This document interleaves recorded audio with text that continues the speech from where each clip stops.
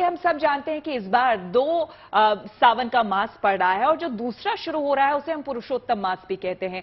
यहां पर आचार्य जी आपसे समझना चाहेंगे कि पुरुषोत्तम मास में, हालांकि हम अभी तक यही जानते थे या आम लोग यही जानते हैं कि पूरा जो सावन है हम सिर्फ भोलेनाथ की कृपा पा सकते हैं, लेकिन पुरुषोत्तम मास भगवान विष्णु को प्रसन्न करने का समय है और कहते हैं कि पुरुषोत्तम मास में आप श्री हरि को प्रसन्न करने के लिए आप जप करें, आप उनके लिए व्रत करें तो वो काफी फलदायी होता है। जरा उसके बारे में बताएं क्योंकि वो भी अब शुरू होने वाला है।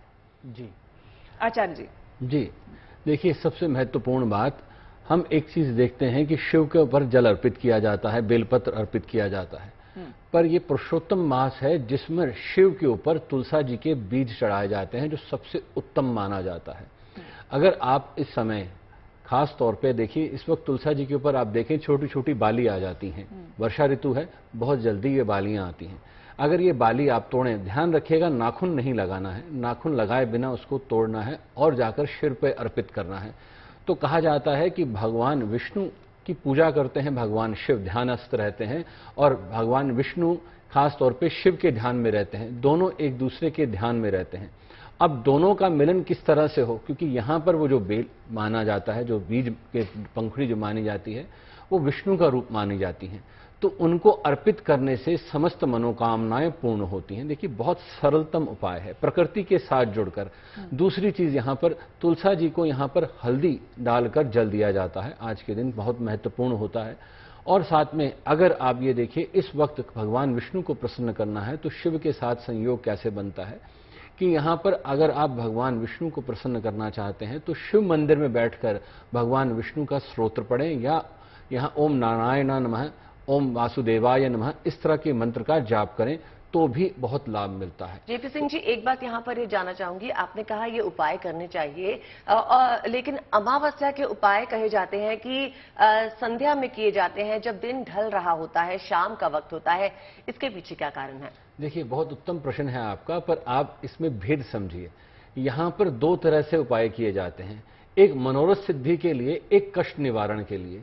यहां आप सिद्धि प्राप्त करना चाहते हैं, जब भी आप कोई मनोरथ सिद्ध करना चाहते हैं देव उपासना के साथ में जुड़कर, तो जैसे मैंने कहा कि आप तुलसा जी का बीज अर्पित कर सकते हैं या आप जाकर वहां पर शिव मंदिर में जाकर विष्णु जी का जाप कर सकते हैं। अब संध्या काल में जो आप बात कर रहे हैं, सूर्यास्त के बाद अमावस्या के उपाय हैं, जैसे पितृ शांति के लिए, तो वहां पर आप पीपल के नीचे दीपक जलाएंगे, वहां खीर अर्पित करेंगे। ये इस तरह से जो उपाय होते हैं ये संध्या काल में होते हैं, और जो दिन में होने हैं, जो पूजन की स्थिति में होने हैं, वो मंदिर में जाकर इस तरह से दिन में कर सकते हैं आप।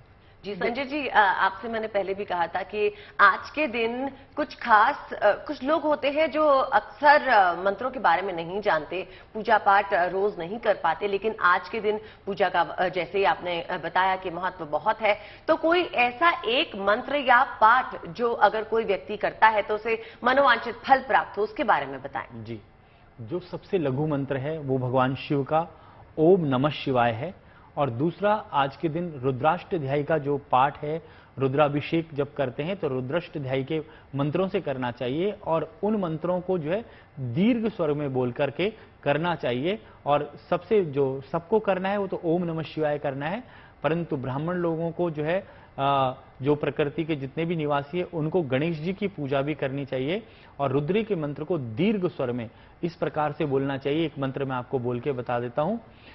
ओम जज्जाग्रतो दूरमुदैति दैवं तदुसुपतशतथैवैति दूरं गणं ज्योतिषां ज्योतिरेकं तन्मे मनः शिव संकल्पमस्तु। कहते हैं कि तन्मे मनः शिव संकल्पमस्तु, भगवान शिव को जो है धारण करें मन के अंदर और इस भावना से अर्पित करें। और अभी क्या है कि एक मंत्र और भी करें, क्योंकि मल मास का भी प्रारंभ हो चुका है, अधिक मास का भी। ओम नमो भगवते वासुदेवाय मंत्र का जाप करें।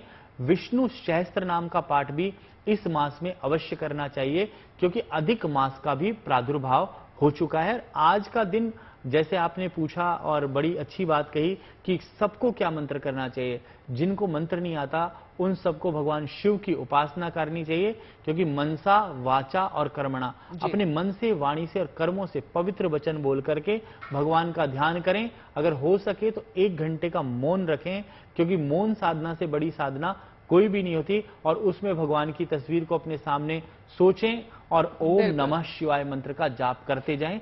भगवान शिव जो है भोले भंडारी हैं, सबका कल्याण कर देते हैं। भगवान भोले जो है बहुत ही भोले, और कहते हैं कि उनको बस आप आंख बंद करके और ये ओम नमः शिवाय का जाप कर लें तो आपकी जितनी भी मनोकामना है वो पूरी हो जाती है।